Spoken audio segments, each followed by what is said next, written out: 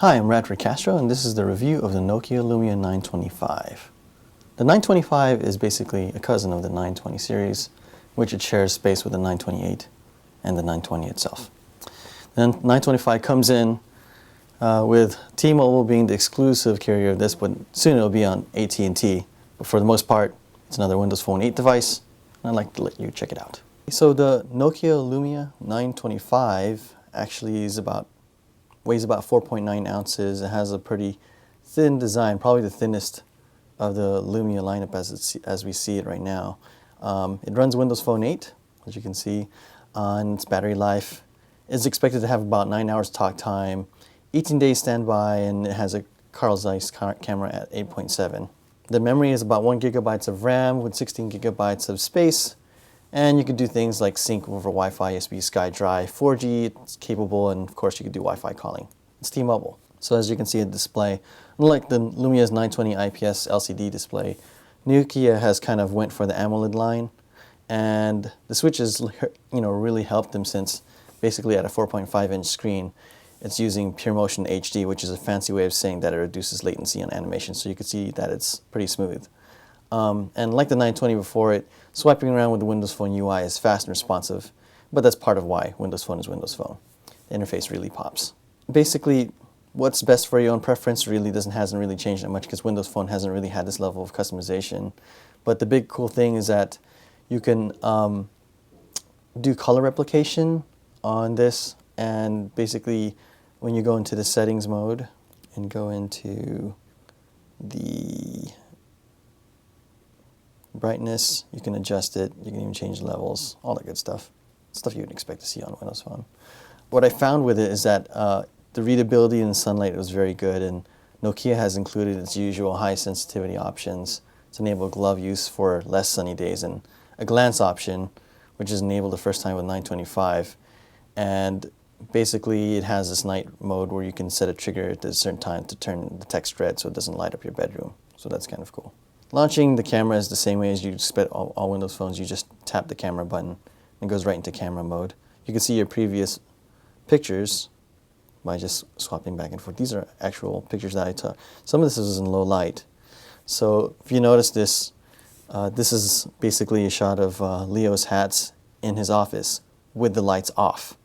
And so PureView actually allows it to take shots in low light. The other cool thing too is that when you take a picture, on the lens there's actually 6 lenses inside, and actually is suspended inside, so that when you're moving around there's not a lot of camera shake going on. It's actually pretty stable. Let me show you a little bit what that looks like. So this is me walking around outside of the studio, and it's actually, this video is running at 1080p, and I'm just kind of glancing around. You can see that as I'm walking around, video is pretty stable, and this is pretty much what it looks like. The twit sign on 1080p. So I'm kind of walking around here, and you'll notice that the video, as I'm approaching low light conditions, the video will adjust accordingly, and yeah, that's pretty much. So it's changing as we're getting closer and closer to the dark areas of the studio. Here's a good example that's about to come up. Hey John. Hello. Reviewing the Nokia Lumia 925s. The other thing to note too is that the video also takes very good audio. So the other thing to note too is that this particular phone actually uses a, not a LED light, but something closer to a flash, what you'd expect from a real camera. So when you take a shot, it actually flashes. So that's pretty nice. The other thing to note too is that the downside of the camera is that it attracts some dust around the housing right over here. But for the most part, as long as you wipe it clean, you're not going to have too much problems. The next thing I want to make note of too is the battery. So right now we have 26% of battery left, and there's even a battery saver setting. It's estimated about 7 hours, but I ran this app called WP Bench, and I was able to achieve about 2 hours and 22 minutes. So there's definite battery improvements. Actually, 2 hours and 59 minutes When I compared it to the 920, it was about 2 hours and 22 minutes, so there's definitely a battery improvement compared to the 920. But it works pretty well. During my time with it, I needed a charge at the end of it. The only thing that I have an issue with it is that when you plug this thing, it's plugged from the top.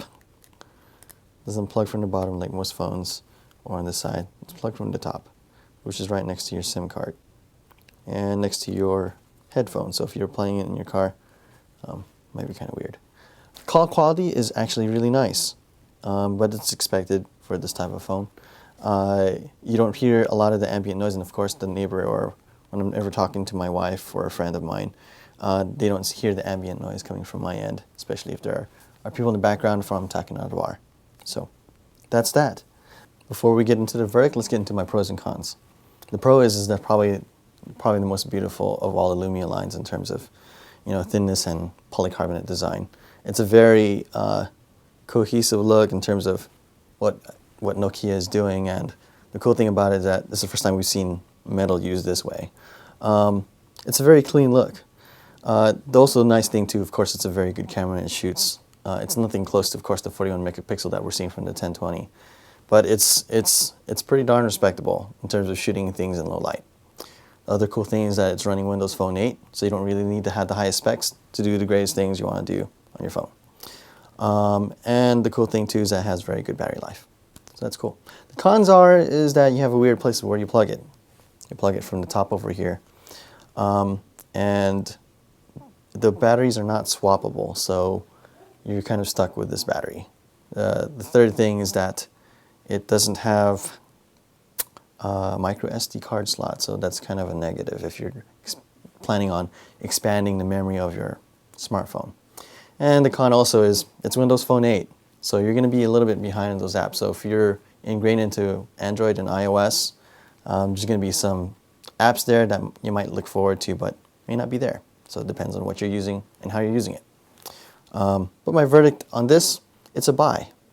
At $30 from T-Mobile with a contract price, it's really hard to beat, especially with this type of camera.